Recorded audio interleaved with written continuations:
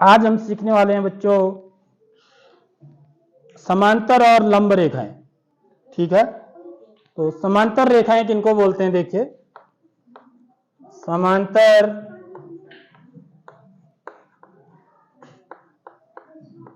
रेखाएं। ठीक है, जैसे मैंने एक लाइन ये खींची, देखिए बच्चों, एक रेखा मैंने ये खींची।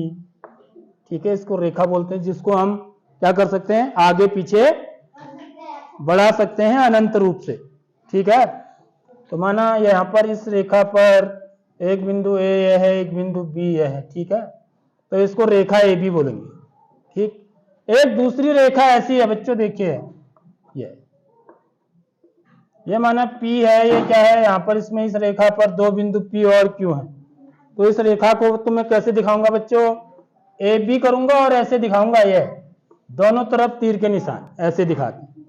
इस रेखा को कैसे दिखाऊंगा? पी क्यू दोनों तरफ तीर के निशान। तो देखो, ऐसी जो रेखाएं होती है ना, इनको समांतर रेखाएं बोलते हैं।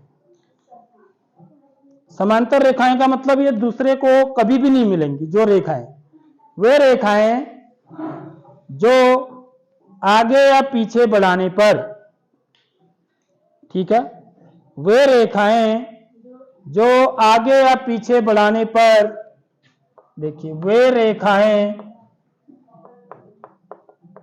जो, क्योंकि रेखा को हम आगे भी बढ़ा सकते हैं, पीछे भी बढ़ा सकते हैं। आगे या पीछे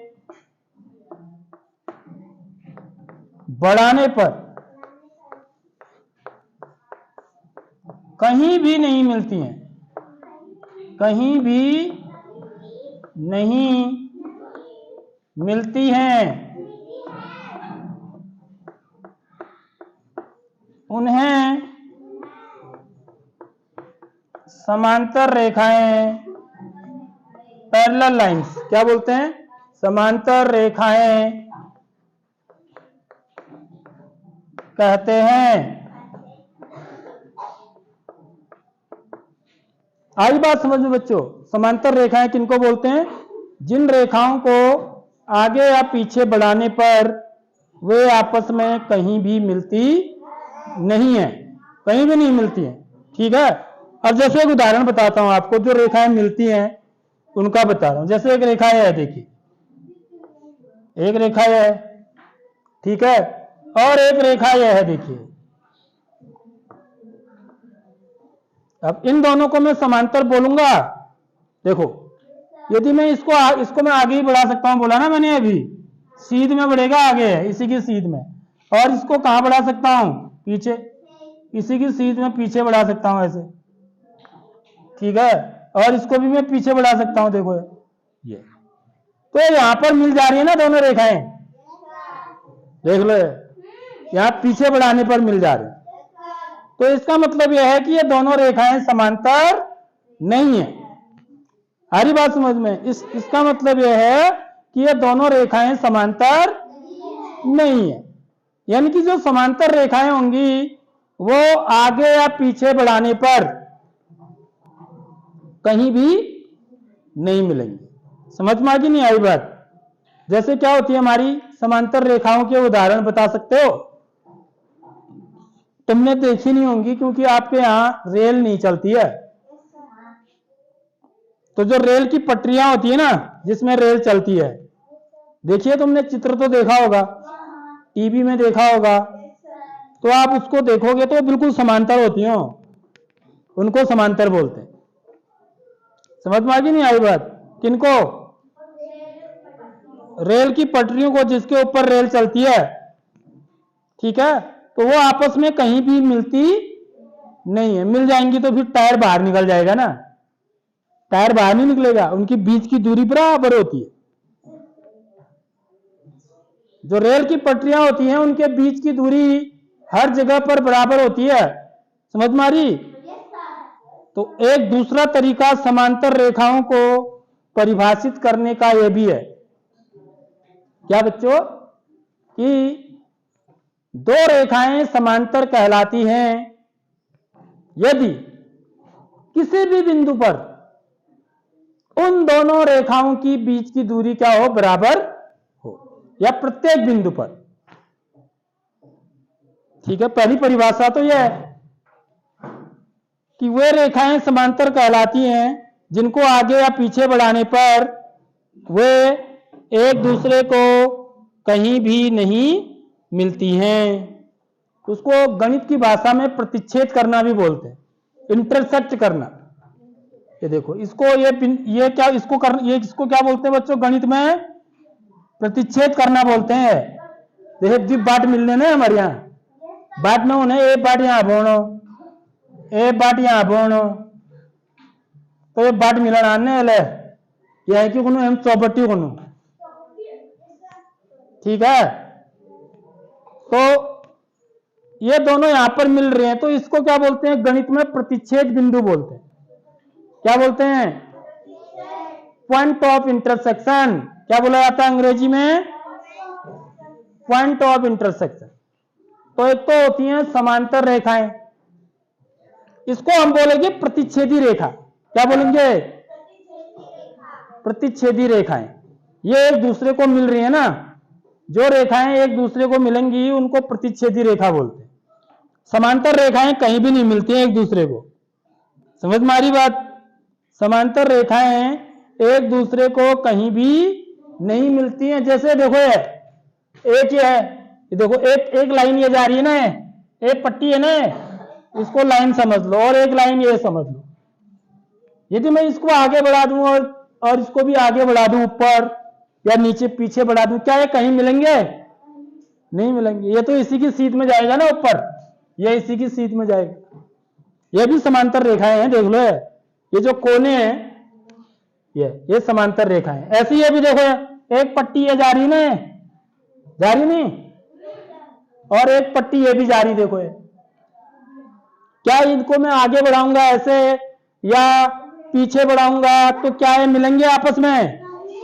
ये भी नहीं मिलेंगे। तो ये भी क्या है बच्चों? समांतर है। आ रही बात समझ में? ये भी समांतर रेखाएं हैं, ये वाली और ये वाली। समझ आ गई नहीं आई बात? क्योंकि ये आपस में कहीं भी नहीं मिलते हैं आगे या पीछे बढ़ाने पर।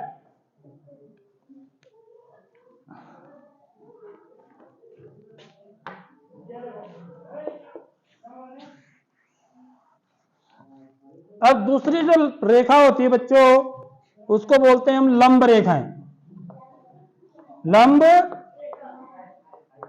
लंब रेखाएं,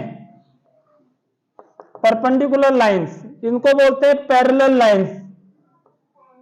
पैरेलल लाइंस, इसको बोलते हैं परपेंडिकुलर लाइन।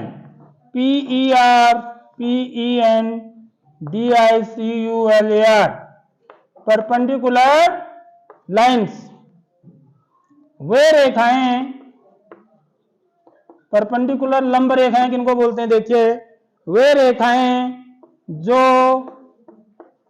एक दूसरे को 90 अंश के कोण पर मिलती हैं। समझ में आ रही बात? 90 अंश के कोण पर मिलती हैं, उन्हें लंब रेखाएं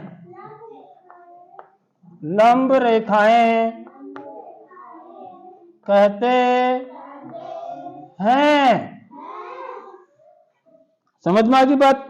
नहीं आई होगी? क्या मतलब? इन्होंने चित्र नहीं बनाया तो कैसे आएगा? तो लंब रेखाएं क्या होती हैं? ठीक इसके उल्टी होती हैं। समांतर के उल्टे लंब होते हैं।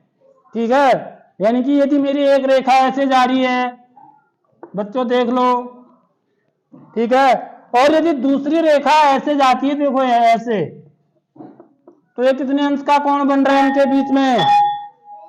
90 अंश का।